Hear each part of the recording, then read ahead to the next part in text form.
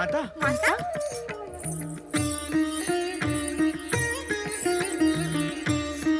प्रणाम माता। माता, आपने अचानक यहाँ प्रकट होकर हमारा मन आनंद से भर दिया है। लोकोपकार में व्यस्त रहने के कारण हम आपके दर्शनार्थ कैलाश आ भी नहीं सकते। हमारी ये विवशता आपको अप्रिय भी नहीं लगती और आप स्वयं यहाँ हमें दर्शन देने चली आती हैं। माता पिता की कृपा तो अपरंपार ही है। माताश्री, आप इस समय कहाँ से आ रही हैं? मैं शक्ति ध्यान के प्रयोग के लिए एकांत स्थान पर गई थी। कैलाश लौटते समय तुम सभी का ध्यान आया तो यहाँ चली आई। माता, आपने ध्यान में उस विचित्र प्राणी को तो अवश्य देखा होगा जिसने ब्रह्मलोक में जन्म लिया है और जो ब्रह्मदेव से वरदान पाकर अपार शक्ति प्राप्त कर चुका है। हाँ गणेश, मैंने एक सिंदूर वर्णी प्राणी को अपने ध्यान में देखा अवश्य है, किंतु उस पर विशेष ध्यान नहीं दिया। किंतु माता, मैंने तो उस विचित्र प्राणी को अपनी दिव्य दृष्टि से देख के उसके भविष्य का ज्ञान भी प्राप्त कर लिया है। ऐसा प्रतीत होता है कि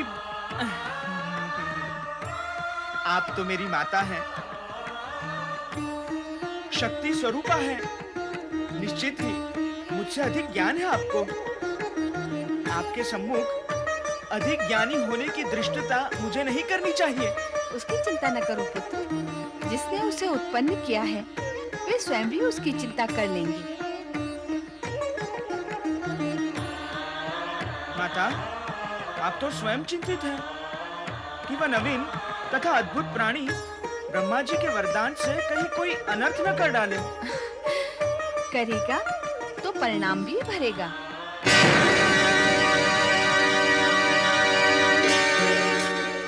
मित्र नारद, ब्रह्मलोक जाकर भी मेरी इच्छा पूर्ण नहीं हुई। मैं परम पिता का आशीर्वाद प्राप्त नहीं कर सका। अरे, आशीर्वाद न मिला तो क्या? तुम ब्रह्मलोक में प्रवेश करने के अधिकारी हो गए हो और भगवान भोलेनाथ ने परमपिता ब्रह्मा जी को जागृत भी कर दिया है। ऐसे में तुम परमपिता ब्रह्मा जी के पास जाकर कभी भी आशीर्वाद प्राप्त कर लेना। अरे, ये विचित्र प्राणी कौन है? मैं ब्रह्मा जी का पुत्र सिंदूरी हूँ। उन्होंने मुझे सर्वोच्च शक्ति का वरदान दिया है। मैं महाबाहुबली हूँ। हमने तो तुम्हें कभी ब्रह्मलोक में देखा ही नहीं। ब्रह्मलोक और ब्रह्मदेव को नहीं देखा होगा तो मुझे कहां से देखोगे? अर्थात तुम्हारी उत्पत्ति परम पिता ब्रह्मा जी के जागने के पश्चात हुई है। अर्थ को समझने का प्रयत्न करने वाला बुद्धिमान होता है और मुझे तुम बुद्धिमान लगते हो, कारण कि तुमने सत्य कहा। मैं सिंदूरी हूँ, सिंदूरी। ये देवर्षि नारद हैं, ब्रह्मा जी के मानस पुत्र। ब्रह्मा जी के मानस पुत्र अर्थात मेरे भाई। भाई हो तो भला करो मेरा। और ये बताओ कि ब्रह्मा जी द्वारा दिए गए वरदान की सत्यता की परख मैं कैसे करूं? इसका प्रमाण कैसे प्राप्त करूं? बताओ। ऐसा विचार भी मन में न लाना सिंदूरी। परमपिता ब्रह्मा जी कभी किसी को असत्य वरदान नहीं देते। फिर उनके वरदान को परखने अथवा उसकी सत्यता का प्रमाण प्राप्त करने की आवश्यकता ही क्या है?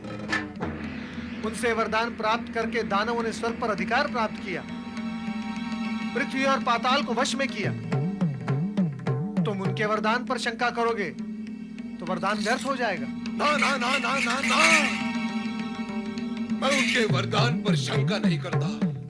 मैं तो केवल परीक्षण करना चाहता हूँ, अपनी शक्ति का परीक्षण। और शक्ति का परीक्षण तो सभी करते हैं, तो फिर मैं क्यों न करूं?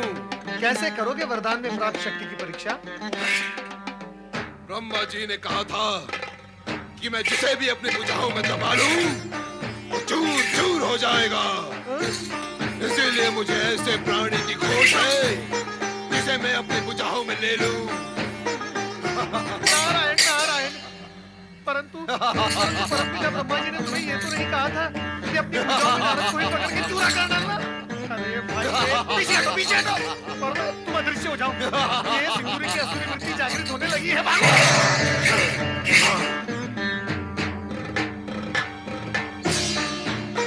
अब ब्रह्मदेव के पास ही चलना उचित होगा। उन पर शक्ति परीक्षण कर भी लूंगा तो उनका कुछ भी अहित नहीं होगा। चलो सिंदूरी, ब्रह्मलोक चले। अनर्थ, क्या हुआ ब्रह्मदेव? जो हुआ है अनर्थ ही हुआ है। सिंदूरी के मन में अचानक आश्चर्य वृत्ति जाग उठी है और वो शक्ति परीक्षण का विचार करता हुआ इसी ओर चला आ रहा है। हमें आश्चर्य है कि हमारी जम्हाई से उत्पन्न सिंदूरी के मन में आसुरी वृत्ति कैसे जाग गई। मैंने तो आपको पहले ही सावधान किया था, किंतु आप मेरी सुनते ही कहाँ हैं? सिंदूरी अब सिंदूरासुर बन चुका है। उसे ब्रह्मलोक में प्रवेश करने से तुरंत रोके। अब उसे रोकना हमारे वश में भी नहीं रहा देवी। उसने हमसे सर्वोच्च शक्ति का वरदान प्राप्त कर लिया है। अब उसमें हमसे भी अधिक बल है। ब्रह्मदेव, मुझे अपने भुजाओं के शक्ति परीक्षण का अवसर दे। आप तो सृष्टि के जनक हैं।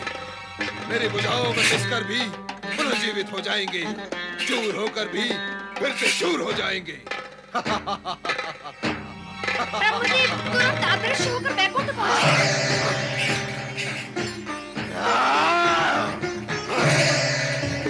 नारायण नारायण। अपने मित्र पर्वत को कहाँ छोड़ा है नारद? श्री हरि, देवगुरु बृहस्पति ने उनका स्मरण किया तो वे स्वर्गलोक चले गए और मैं इस समय यहाँ सिंदूरी के विषय में जानने आया हूँ। सिंदूरी? कौन है ये सिंदूरी? सिंदूरी तो अब सिंदूरासुर बन चुका है नारद, और वो इस समय ब्रह्मदेव का पीछा करता हुआ इसी ओर आ रहा है। फिर आप? श्री हरि, मेरे दुष्ट पुत्र सिंदूरासुर से मेरी रक्षा करें। मैंने पुत्र मोह में आकर उसे वरदान तो अवश्य दे दिया, किंतु अब वो मुझे ही मार दे। हम जानते हैं ब्रह्मदेव, परंतु अब वो दुष्ट असुर आपको हानि नहीं पहुंचाएगा। उत्तम तो यही होगा कि हम सब यहाँ से अदृश्य होकर भगवान भोलेनाथ की शरण में कैलाश पर चले। सिंदूरासुर की शक्ति वहां चल नहीं पाएगी। परम पिता कहाँ है आप? अब प्रकट हो। मैं आपको विश्वास दिलाता हूँ कि मैं आप पर बल प्रयोग नहीं करूंगा। परम पिता, परम पिता, परम पिता, परम पिता। रक्षा करें, रक्षा करें। हर हर महादेव, हर हर महादेव, रक्षा करें। हर हर महादेव। रक्षा करें भोलेनाथ।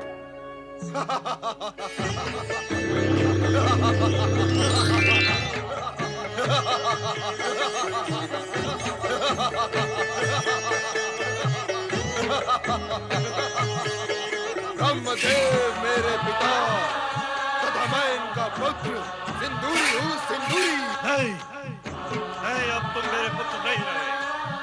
सिंदूरी से सिंदूरासुर बन चुके हो। मेरे पुत्र में आसुरी वृत्ति और आसुरी भयावहता उत्पन्न हो ही नहीं सकती। तुम में हो चुकी है। इसके लिए आप सिंदूरासुर को क्यों दोष दे रहे हैं परमपिता? मेरी दृष्टता को आप क्षमा करें, किंतु आपके वरदान की तो ये विशेषता रही है कि जो असुर नहीं होते वो असुर बन जाते हैं, और जो असुर होते ही हैं वे महाअसुर बन जाते हैं। नारायण नारायण। अब आप अपने वरदान के दोष को सिंदूरासुर के सिर पर क्यों लाद रहे हैं? ये सब तो होना ही था, फिर आश्चर्य और खेद कैसा? क्यों सिंदूरासुर, मैंने कुछ अनुचित तो नहीं कहा? उचित अनुचित का ज्ञान करा देता हूँ तुम्हें, और साथ साथ सबको चींटी की तरह मसल दूंगा।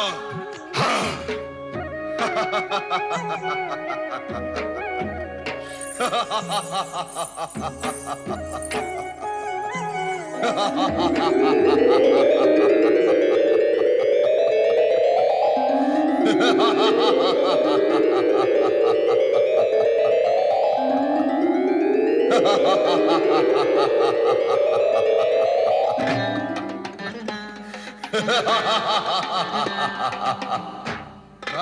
सिंदूरासुर हूँ। मैं वरदान में सर्वोच्च शक्ति प्राप्त कर चुका हूँ। अब मैं तुम सबको अपनी विशाल भुजाओं में दबाकर पीस डालूंगा।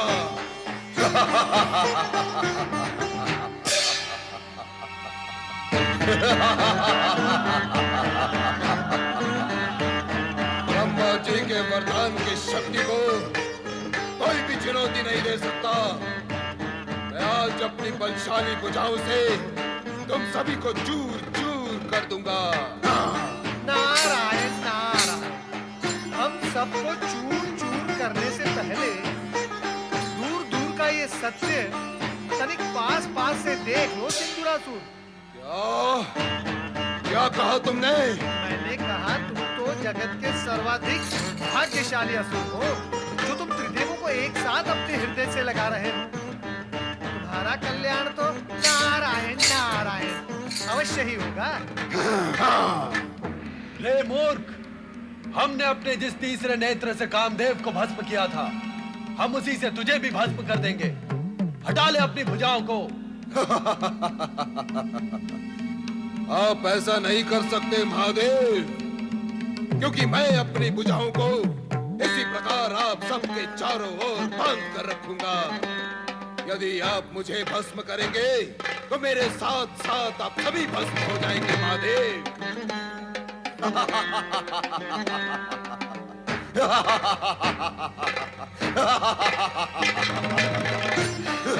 पुत्र गणेश! पुत्र गणेश! तुरंत कैलाश पर प्रकट हो! पुत्र गणेश!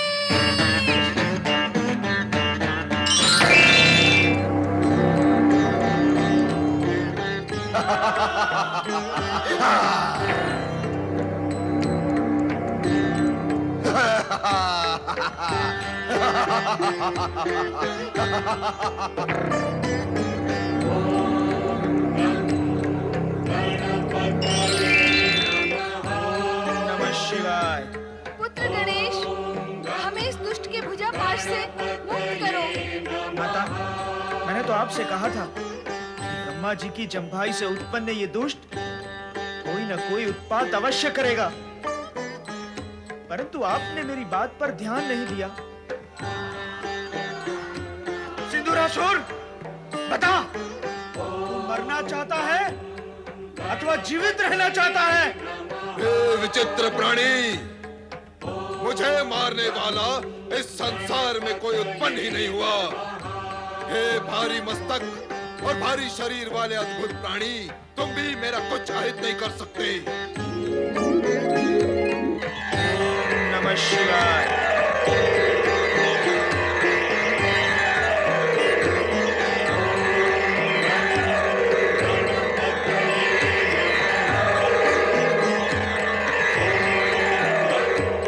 सिंदूरासुर, मैं तुझे अंतिम चेतावनी देता हूँ। इन सब पूज्य देवगण को आदर पूर्वक छोड़कर इनसे क्षमा मांग ले, अन्यथा मैं तेरी ऐसी दुर्दशा करूंगा जिसकी कल्पना तो तुझे वरदान देने वाले ब्रह्मा जी भी नहीं कर सकते। तुम ब्रह्मा के वरदानी को मार नहीं सकते विचित्र प्राणी, क्योंकि ब्रह्मा ने मेरे मृत्यु के विषय में कुछ कहा ही नहीं।